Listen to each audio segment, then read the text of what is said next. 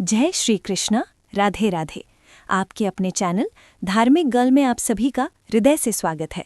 माँ भगवती दुर्गा की कृपा आप पर और आपके समस्त परिवार पर सदैव बनी रहे। दोस्तों, आज की इस वीडियो में मैं आपसे बात करने वाली हूँ माघ मास के बारे में। सनातन धर्म में माघ मास का अत्यंत विशेष महत्व बताया गया है। शास्त्रों के अनुसार माघ मास में स्नान करने से, दान देने से और भगवान श्रीहरि विष्णु की आराधना करने से जन्म जन्मांतर के पाप कर्म समाप्त हो जाते हैं और समस्त प्रकार की मनोकामनाएं पूर्ण होती हैं। ऐसा कहा जाता है कि इस पावन महीने में यदि हम स्नान और व्रत करते हैं तो भगवान श्रीहरि विष्णु की कृपा से मोक्ष की प्राप्ति होती है। माघ मास में तीर्थराज प्रयाग के संगम पर जहां गंगा, यमुना और अदृश्य सरस्वती का पावन मिलन होता है, वहां श्रद्धालु पूरे माघ मास तक कल्पवास करते हैं। वे संगम तट पर निवास करते हैं और प्रतिदिन ब्रह्म मुहूर्त में गंगा स्नान करते हैं, दान देते हैं, सूर्य देव की पूजा करते हैं, भगवान विष्णु की आराधना करते हैं और गंगा माता का पूजन करते हैं। इतनी कठोर सर्दी में भी पूरे 1 महीने तक नियम पूर्वक कल्पवास करना अत्यंत पुण्यदायी माना गया है। हालांकि सभी लोग ऐसा नहीं कर पाते, लेकिन शास्त्र ये भी बताते हैं कि यदि हम अपने घर में रहते हुए भी ब्रह्म मुहूर्त में स्नान करें, विधि विधान से भगवान श्रीहरि विष्णु की पूजा करें और माघ मास के कुछ नियमों का पालन करें, तो भी हमें माघ मास का संपूर्ण पुण्य फल घर बैठे प्राप्त हो जाता है। इसीलिए आज की इस वीडियो में आप जानेंगे माघ मास के नियम क्या हैं, स्नान कब और कैसे करना चाहिए, व्रत कैसे धारण करें, व्रत में क्या खाना चाहिए और क्या नहीं, और किन वस्तुओं का दान करना श्रेष्ठ माना गया है। ये वीडियो बहुत ही महत्वपूर्ण है, इसलिए अंत तक ज़रूर देखिए। अगर वीडियो अच्छी लगे तो इसे लाइक ज़रूर कीजिएगा, क्योंकि आपके लाइक्स और कमेंट्स ही मुझे ये बताते हैं कि ये वीडियो आपके लिए उपयोगी है। अब सबसे पहले जानते हैं कि माघ मास कब से कब तक रहता है। माघ मास के नियम पौष मास की पूर्णिमा से प्रारंभ होते हैं और माघ मास की पूर्णिमा पर समाप्त होते हैं। इस वर्ष पौष पूर्णिमा 3 जनवरी 2026 शनिवार को है। इसी दिन से आप माघ स्नान, दान और व्रत का संकल्प ले सकते हैं। अब जानते हैं कि माघ मास में कौन कौन से नियम लिए जा सकते हैं।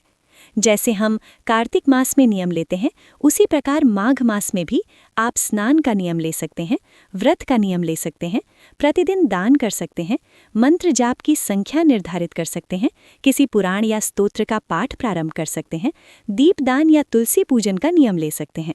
आप अपनी सुविधा और सामर्थ्य के अनुसार नियम चुन सकते हैं। अब बात करते हैं माघ मास के व्रत की। माघ मास के व्रत में एक समय अन्न का भोजन किया जाता है, बाकी समय फलाहार किया जाता है। आप सुबह या शाम किसी एक समय भोजन कर सकते हैं। भोजन में शुद्ध और सात्विक आहार लें, जैसे चावल, दाल, रोटी, सब्जी, दूध, दही, घी, तिल, गुड़। हरी सब्जियां, सूखे मेवे, अदरक और काली मिर्च का सेवन किया जा सकता है, लेकिन लहसुन प्याज का सेवन नहीं करना है। इसके साथ ही मूली, बैगन, बासी भोजन और बहुत अधिक तला भुना या गरिष्ठ भोजन भी त्याग देना चाहिए। जो भक्त व्रत नहीं भी कर रहे हैं, यदि वे माघ स्नान कर रहे हैं तो उन्हें मूली और बैगन का त्याग अवश्य करना चाहिए। अब जानते हैं स्नान का सही समय। शास्त्रों में माघ मास में ब्रह्म मुहूर्त में स्नान करने का विधान बताया गया है। ब्रह्म मुहूर्त का अर्थ है सूर्योदय से लगभग 1.5 घंटे पहले का समय। यदि किसी कारणवश आप ब्रह्म मुहूर्त में स्नान नहीं कर पाते तो इतना अवश्य करें कि सूर्योदय से पहले स्नान कर लें और उगते सूर्य को अर्घ्य दें। माघ मास के पहले दिन यानी पौष पूर्णिमा के दिन स्नान के बाद सूर्य देव को जल अर्पित करें, भगवान श्रीहरि विष्णु के सामने दीप प्रज्वलित करें और हाथ में जल व पुष्प लेकर अपने नाम, गोत्र और स्थान के साथ अपने नियम का संकल्प लें कि आप पौष पूर्णिमा से माघ पूर्णिमा तक इस नियम का पालन करेंगे। संकल्प के बिना नियम का पूर्ण फल प्राप्त नहीं होता। स्नान के बाद भगवान श्रीहरि विष्णु की विधि विधान से पूजा करें। शालिग्राम जी, लड्डू गोपाल जी या भगवान विष्णु के किसी भी स्वरूप का दूध या पंचामृत से अभिषेक करें। धूप, दीप, पुष्प अर्पित करें और मंत्र जप करें। माघ मास में विष्णु सहस्त्रनाम, मधुराष्टकम और श्रीमद् भगवद गीता का पाठ अत्यंत श्रेष्ठ माना गया है। अब बात करते हैं दान की। जो भक्त प्रतिदिन स्नान करते हैं उन्हें प्रतिदिन दान करना चाहिए। दान में आप चावल, दाल, तिल, गुड़, खिचड़ी, फल, सब्जियां दे सकते हैं।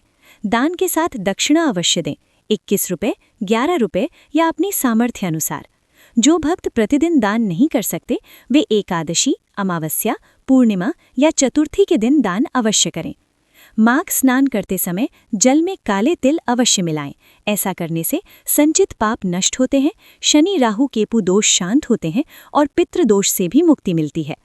जो भक्त माघ मास में व्रत कर रहे हैं उन्हें ब्रह्मचर्य का पालन, मांस मदिरा का त्याग, लहसुन प्याज का त्याग और संभव हो तो भूमि पर शयन करना चाहिए। अब पीरियड से संबंधित प्रश्न का उत्तर। पीरियड्स के समय गंगा जल से स्नान न करें, मंत्रों का मानसिक जप करें, पूजा न करें, लेकिन कथा, स्तोत्र और महात्म्य सुन सकते हैं। इस चैनल धार्मिक गर्ल पर आपको माघ मास महात्म्य, विष्णु सहस्त्रनाम, मधुराष्टकम, तुलसी चालीसा नियमित रूप से सुनने को मिलेगा।